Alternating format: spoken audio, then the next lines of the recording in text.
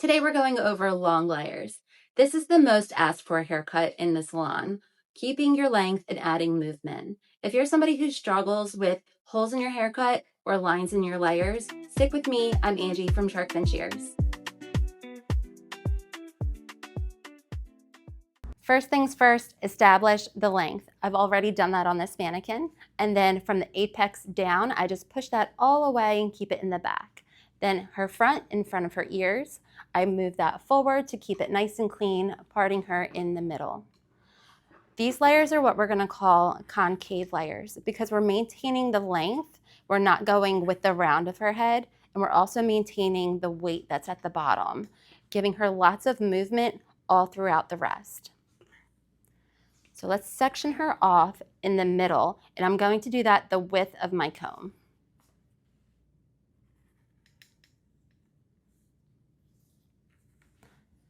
Now that we have that first section, this is going to be our guide. I'm going to move her this way, and I like to cut top to bottom. So I'll be standing on this side of my client and using the fine tooth of my comb. I'm combing both sides of the section all the way up until I want to see where her length is. All of that hair that's falling away is going to maintain her length and the weight.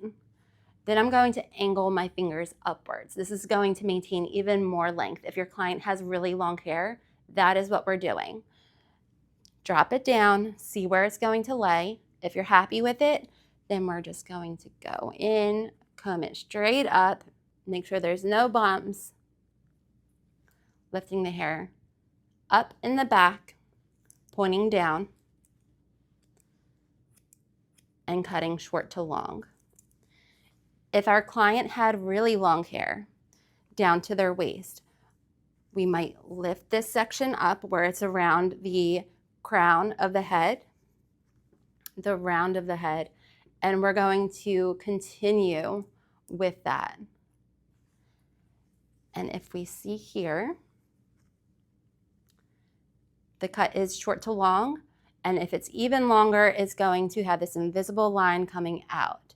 And we're going to continue to pull the hair up to that same invisible line. Next section, taking from the top of the head, maintaining some of that guide from before, and creating a new section. Pushing the hair away, and we're traveling with this, doing the same thing. What ends up happening is the very tip of our first section that we did ends up being a stationary piece. And that helps us guide the rest of the layers too. I can see my guide here and I'm going with it. Any hair that fell down, I'm gonna pick that up again and just make sure everything in my invisible line matches up, and if it doesn't, I cut. And then we're going to continue moving this way and this way. Once we get to the ear, we're just over directing it one more time. And then we're going to continue doing this throughout the whole back of the head.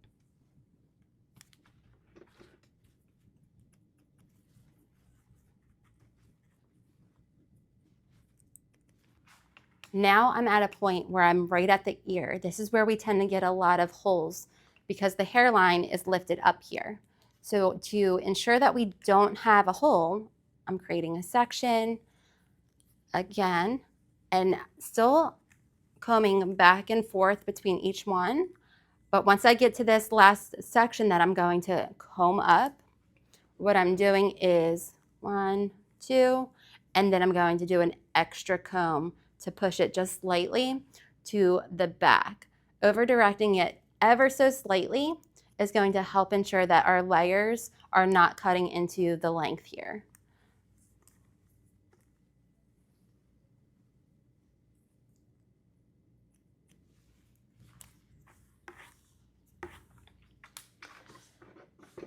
And we're going to continue the same thing on the other side.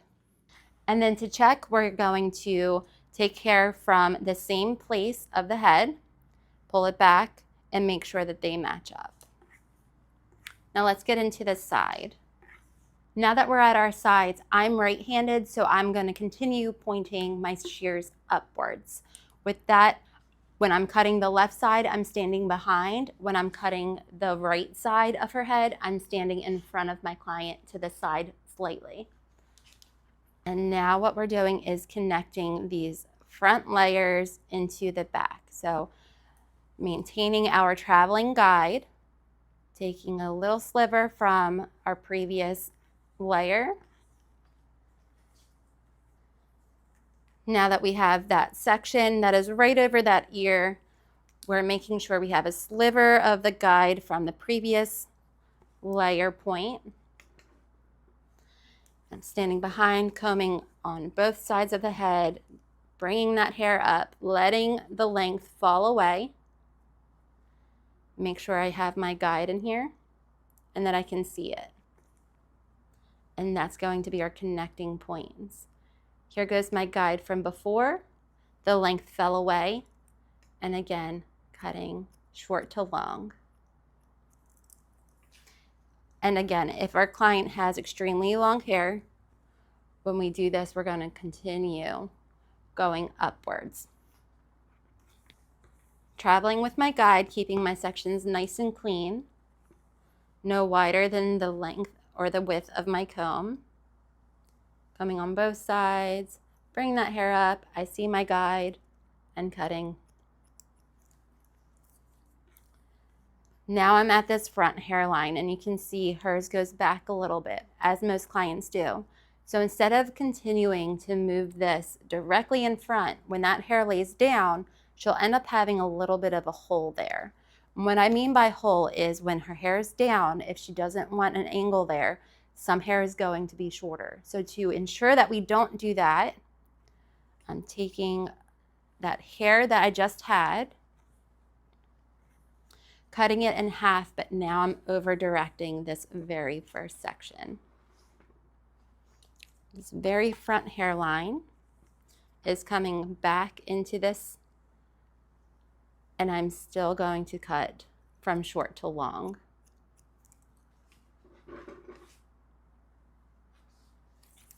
To check, I'm going to take a diagonal from some of her front pieces into the back. And we're going to see if it all matches up. Everything matches up. So to continue on the other side, I'm taking a small sliver from that part, bringing it to the other side, and a small sliver from that back section. Now that I'm working on her right side, I am standing on the side of her because I'm right-handed. I have a sliver over here that is big enough that I'll be able to see her guide, and a sliver from the top, and those will be my two guide points.